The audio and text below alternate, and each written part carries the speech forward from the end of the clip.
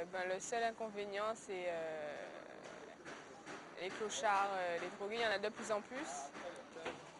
Mais ce que je me rends compte, c'est qu'il y en a de plus en plus à la journée d'aujourd'hui, en l'an 2005, beaucoup de jeunes et de plus en plus jeunes.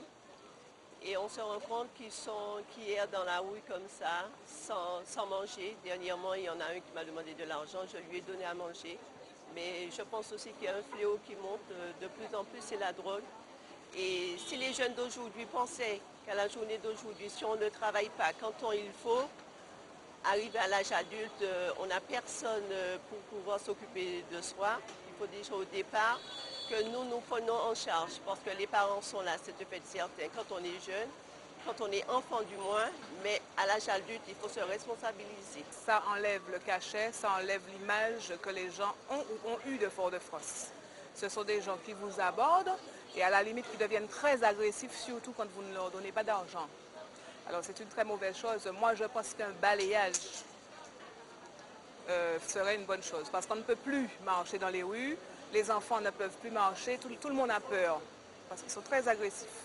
Oui, j'ai été agressé récemment. J'allais chercher mon fils à Trével. Je me suis fait agresser par un gars qui me doublait et j'ai mis mon clignotant. Hein? Il m'a doublé en même temps. Il est tombé. Je me suis arrêté.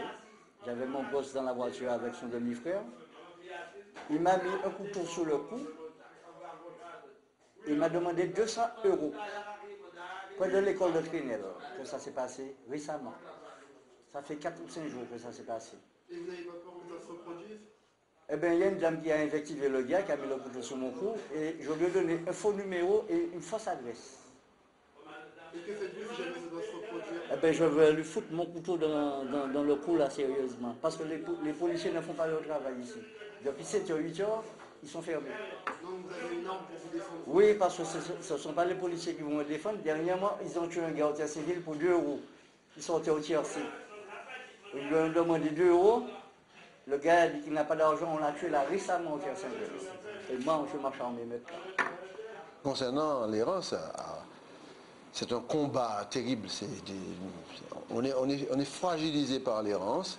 On a connu Jésus-Christ, on a connu d'autres jeunes qui étaient dans la rue, mais on n'a jamais connu ça avec cette ampleur. Ça montre bien aussi le désarroi, la misère, l'explosion, les difficultés de stabilité psychologique d'ordre social du pays. Et c'est un grand drame pour nous. Nous y travaillons beaucoup, SAMU social, ferme d'insertion, centre d'hébergement de résidence sociale au Palasia, donc tout le monde sait ce qu'on fait.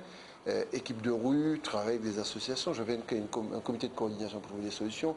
Je viens de recevoir le directeur de Colson parce que quand vous faites monter ceux qui sont atteints par la psychiatrie, ils redescendent 2 jours après dans la rue.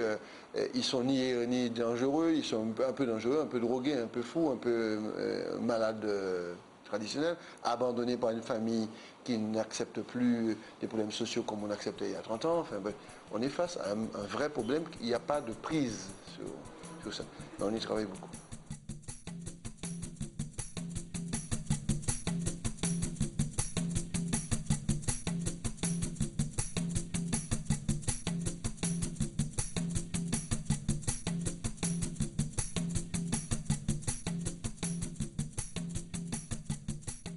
Une ville qui bâtit, une ville qui construit, une ville qui chaque jour continue d'amorcer son développement et qui petit à petit pose les pierres du Fort-de-France de demain.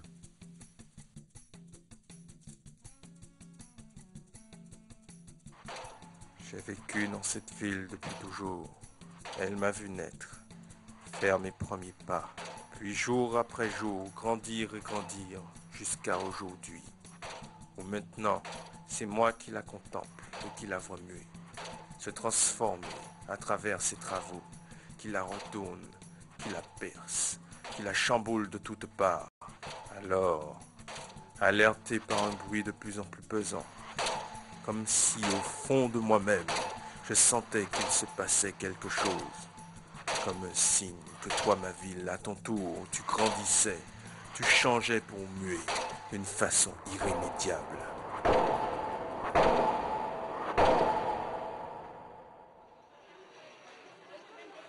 Les principaux chantiers commencés actuellement à Fort-de-France font partie du projet Almadies Régati Alizé qui vise en parallèle avec celui du centre commercial du centre-ville à revaloriser Fort-de-France afin qu'elle se réapproprie son espace littoral et redynamise son centre-ville. Il s'agit de créer un pôle d'attractivité, un complexe, avec du commerce à l'intérieur, mais pas seulement du commerce. Parce qu'il n'y a pas que seulement du commerce. Là. Il y a de l'activité là-dedans. Il y a de la restauration.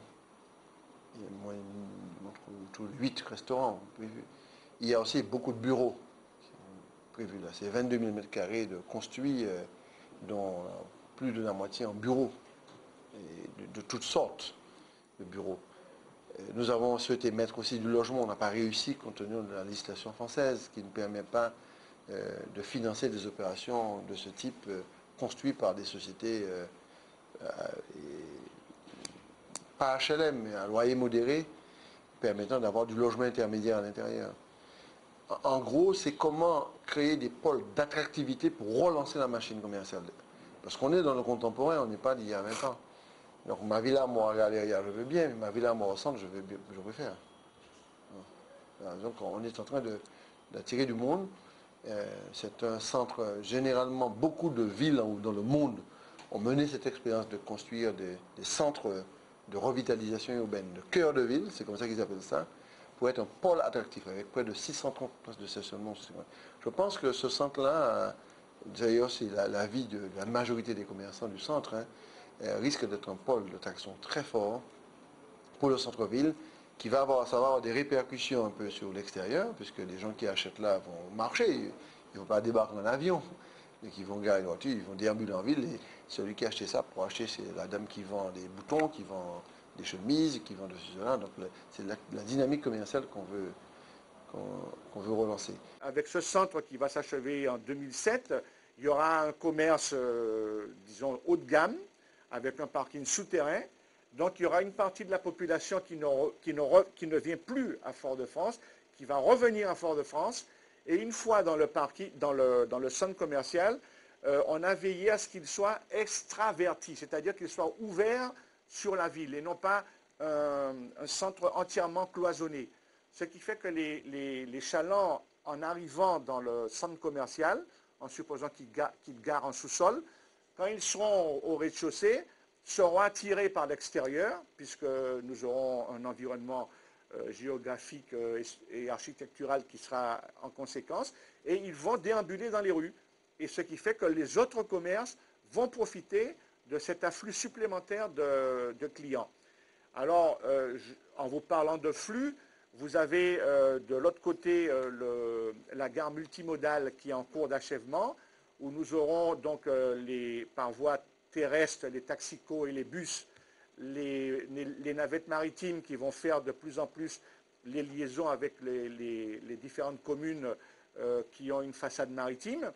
Et malheureusement, à moyen terme, le tramway qui devrait arriver là également comme terminus, vous aurez une arrivée massive de gens sur ce front de mer qui va se déverser dans la ville et qui va rencontrer les flux qui sortent du centre commercial, et toute cette masse de population va se répandre dans la ville et va profiter à tous les commerces.